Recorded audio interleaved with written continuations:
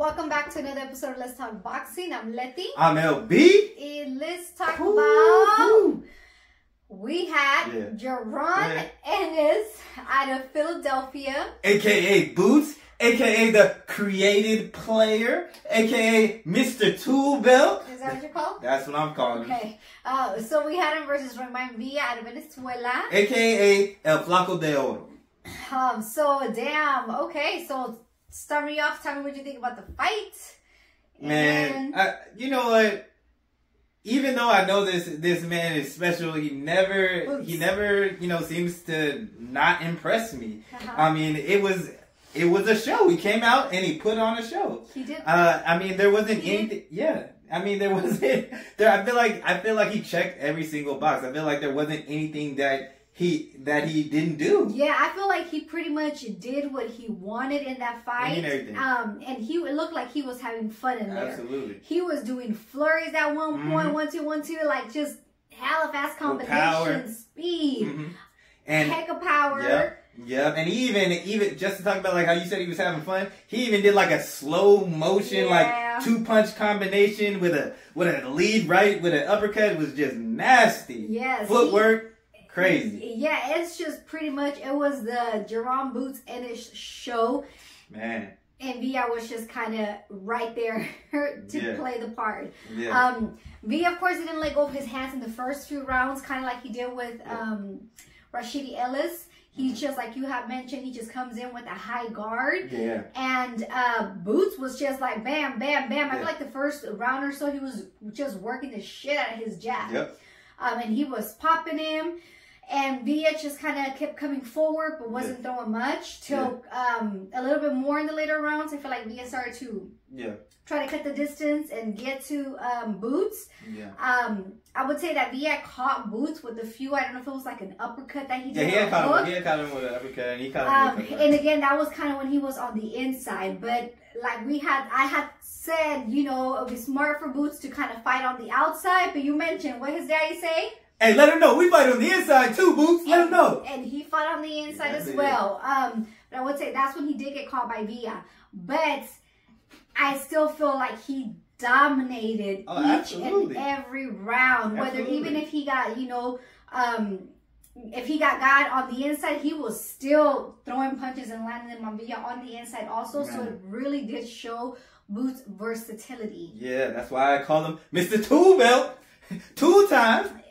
But he was doing the switch stance as well. But I mean, it was his show.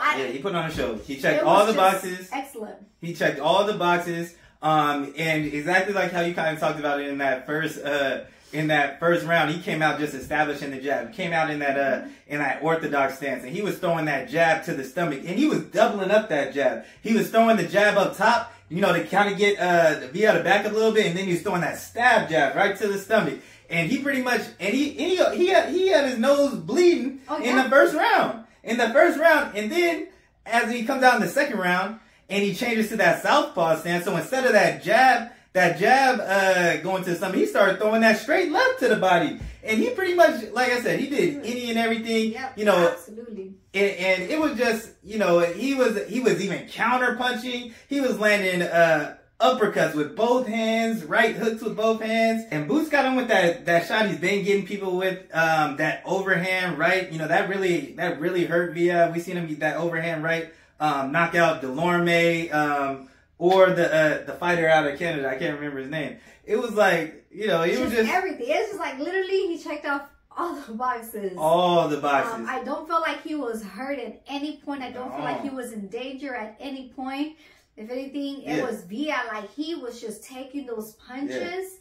Yeah. We thought they might have called the fight sooner, but... Yeah, and they kind of talked... Yeah, and they kind of talked about that. Remember before the fight, I was telling you, I was like, man, who was in Villa's corner? I was like, I wanted to know. I was like... Because Villa weren't going to stop it. Yeah, because I was like, I want to see who's gonna fall on the throw in the towel. And that's why before, and then so we both thought that it should have been stopped early.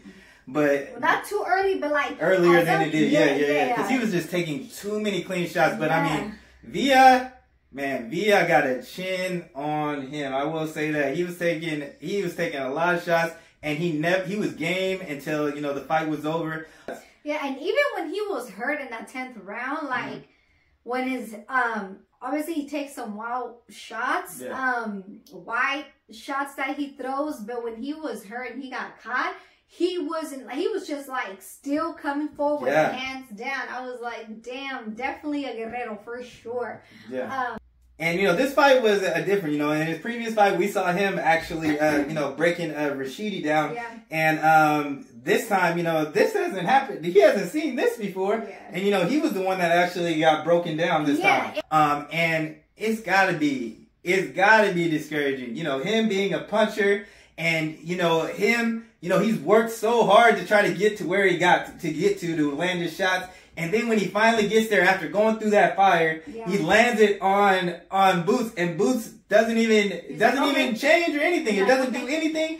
That had to be demoralizing, because if you listen to him in this fight, he goes, "I trust my power," and so, you know, it was so that had to be discouraging. And you know, all this, you know, we talk about, you know, all the different things that Boots does, but one of the things that, you know, that people were kind of curious about was his chin. So not only is Boots a super sharp, talented offensive fighter and defensive fighter, this man got a chin too. Yeah, I mean, that's why I call him the creative player. Yeah, I mean, I don't know what I'll say. It's just like Boots, he has to definitely fight the elite of the elite now, because he's going through the fighters. He's proven himself. Man. And I just, it was a performance like... Hey, and man, did we end up going to the hospital? I think I heard afterwards. Yeah, he did. And he stayed over, and he did stay overnight. They did MRIs and everything. Everything came back clean. You know, for the MRIs, but he did suffer a broken nose. But so that's good. Yeah, because you know, he was taking a lot of punishment, so I was, you know, happy that it was, just that. And I definitely want to see Villa back in the ring. Oh yeah, I want to see him. He's a fighter for sure. He comes to fight. He's not just gonna lay down or get what do you call it, like camera shot, or just, you know, get, if the other opponent is bigger than him. Famous wise or the lights, he don't seem like none of that bother him. He come in and he's like focused. You know, he comes in with his music, the worship music that he does, and it's just like I definitely want to see him again. He don't get fazed by just anything. He's definitely a true fighter. Yeah, and I don't think that he should be judged off of you know, this performance. No, you're fighting against one of the best in the division. Exactly. He's fighting against a special fighter. And all you have to do is go back and look at his previous fight. You can see, you know, the good intangibles that he does. But yeah, I definitely want to see him in a fight back. But yeah, I mean, and you know, it's kind of funny though.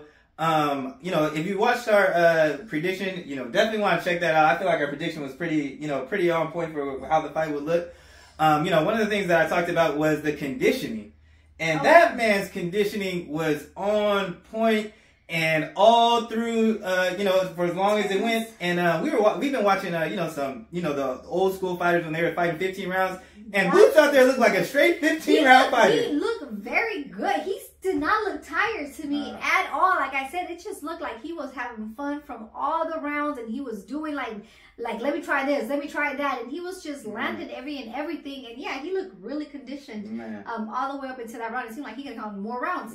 And like I think his dad had said, like they'd be practicing 15 rounds, 4 minutes, and it showed. Yeah, it showed, and it made me even think, like, for someone, you know, to get in there with Boots, or, you know, what it's going to take to beat Boots is crazy to think about. Especially if you can't hurt him. So what are you going to do? So then if you can't hurt him, so then what are you going to do? Outwork him? The man throws a lot of punches. He's active. And then so you're going to try to, and then it's just like, dang, the amount of punishment that you're going to take, because for over 12 rounds, if you can't hurt him, it's not like he's easy to hit on top of it. And then during that time, you're going to have to withstand his punching, and he's an elite puncher, and he's probably, you know, he's one of the most gifted offensive fighters there is. So it's like, when I think about, like, okay, even if you're a fighter and you think that you can beat him, what it's going to take to beat Boots, it's going to take a lot, and it's going to take a lot of punishment, and you got to fight at peak level for the whole rounds. And the other thing that was crazy about this fight was the fact that no matter where the fight was fought at, he was literally comfortable in every single position. The pressure didn't bother him at all. He didn't he look comfortable to you? Yeah. And his defense, I mean, whether he was rolling shots, he was blocking shots from both stances. He was comfortable. Yeah. The whole fight, like I said. Yeah. Like he was just having fun. Yep. And he's sharp. To be that sharp offensively and to be on the other side that sharp defensively, you usually don't see that. It's called skills. Yep. Talk about it. So who do you think is next for him though? Do you think there's anyone in that division? I mean, can be. I mean, there's like. I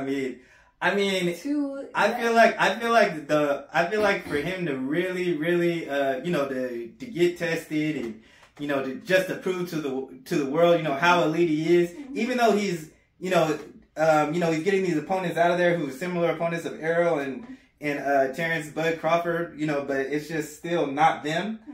I feel like those are the only two that's really going give him show us something, Yeah, and I mean, do you think he's gonna get that fight next? Because I feel like if Spence wins the Crawford fight, I think Spence is gonna go up. I don't know. Well, they have like a rematch. We'll talk about that. But I think they have like a rematch or whatnot.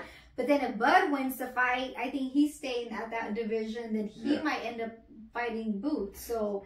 Yeah, I mean, I feel like I really don't feel like we're gonna actually get those fights right now or next, just for the simple fact that, like you said, Errol's been wanting to move to 154 for the longest. If it wasn't for this undisputed, he would have already moved up. So I definitely think that that fight would be later. But Errol did say that he would fight him, but I just think it's not gonna be at 147. And then if Terrence Crawford wins, he's mentioned that he's going straight for he wants Mel.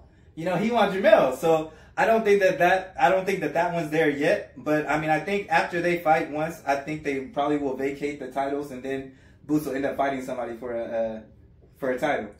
Yeah, well, I mean, I want to see. And you know what? Even Boots had mentioned, like, even if the belts aren't even in the line, like, whatever. Like, I just want to fight the elite and fight the opponents, and I think that he should definitely get that opportunity before one of the other ones, end up retiring, and we don't get to see him with one of Bud or Spence. I think maybe like in 2-3 fights, that one comes up for him next. I think that would be the best thing for him. Like I said, even if there isn't a title, Yeah. Those are gonna be big. Yeah, that's gonna be big fights as well. But kind of get into it. And I mean, even the next one. I mean, besides if we're not gonna get Bud or Spence, I think the only next one for me is the Stanionis fight. Okay.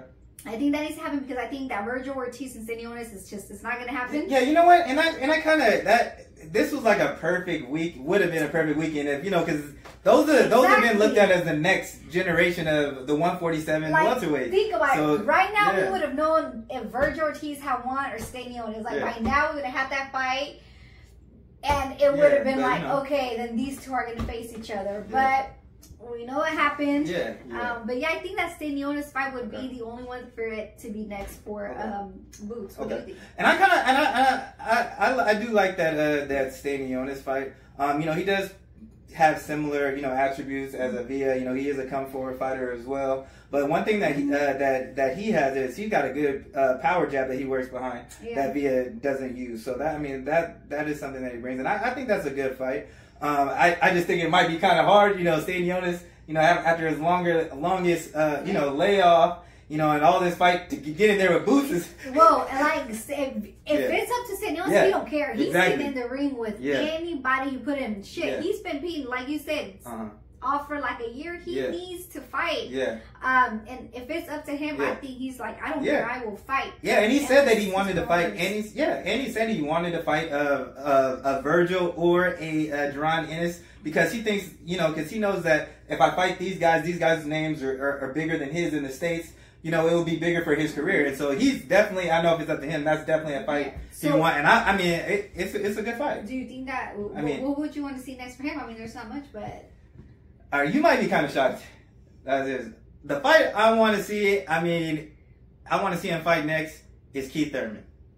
I want to see the Keith Thurman fight for the simple fact of, I feel like Keith will challenge him in ways that he hasn't seen yet in his career, And I say that because Keith is a boxer puncher, and he's got good feet. And so I think that this type of opponent for Jaron Ennis will challenge him in a little way to make him have to think more. You know what I mean? Versus a Stanionis, I don't think he's gonna be challenged mentally and how he has to think. Because we know Keith Thurman, you know, he has good footwork, good movement. He can punch on the move. You listen to Bozy, he was like, oh, you know, we knew we were going to be good in this fight because, you know, his feet, Villa's feet have to be planted before he can throw. Now, we already know that Keith, you know, he can punch on the move. So, you know, it might as well be the same conclusion. But I think that it would, you know, challenge him a little bit more than he hasn't been challenged just from the mental aspect. And when it comes down to it, like I feel like it can't be a one-dimensional fighter that's gonna give Boots trouble. And Boots really, like, you know, we say he checks all the boxes. The only thing missing is the experience. And, you know, I think Keith Thurman, you know, he brings that experience. Yeah, and I mean, he's getting up there in fights. What, he got like 30 fights or whatnot? Yeah, it's up there. It's time to get in there. Yeah. I mean, I do see that just because the simple fact, also, like you said, Keith does move around the ring. And as we know, Boots' previous fight, not to be up with the one before that, he had a mover in the ring and he just couldn't, you know, get to him. And, you know, and maybe this, like Keith Thurman will help him kind of learn how to fight a boxer or someone that moves around the ring. But I mean, do you think, I mean, Keith had his interview. What do you think? You think he's gonna accept the fight? Because it seemed like he was just like, hey, if you haven't seen that interview, go check that interview. It's hilarious. Especially the last stand with Brian Custer. It was funny because before they even mentioned Boots in the interview, he was all excited, smiling, talking about the fight. And then he was like, and then Brian Custer just set him up. He's like, he goes, hey, I was hearing rumors that you were even gonna fight Boots Ennis. It was like silent. Yeah, and then all of a sudden, Keith Thurman was lost for words. And all before that, he was giving us all these different, you know, analogies. And then all of a sudden, he is lost for words. He's like, it's not really concrete, you know. So that was just funny. You know, knowing Keith Thurman, he probably gonna be like, he gonna want another fight before he get in there with Boots especially after seeing that. Yeah, but I mean, it was a good performance by Boots. Hey, you want to know something else though that I was thinking about too? What? I feel like there was a lot of nutritionists hired for the 140-pound division, especially after that performance by Boots, because he weighed in at 145.5 pounds. So that just shows like it's even easy for him to make the weight. Yeah. And if you're a 140 pounder, and you seen that, you're probably like, you know what, maybe I can make this weight a little longer. I could see he did make it pretty comfortable. Yeah, and that's crazy. Because he's got good size too. It's crazy. Yeah. So, but yeah, I mean, once again, it was another dominant performance by Jaron Boots Ennis, aka the creative player, stopping a guy who's never even seen the canvas. It was definitely an amazing performance. We just can't wait to see him back in the ring or who he gets matched up with. But that's all we got. Let us know below, you know, what you guys thought of the fight or who you guys want to see him get matched up with next. But that's all we got. So thanks for tuning in, y'all. And don't forget to like, comment, and subscribe. Or talk your shit. And we out.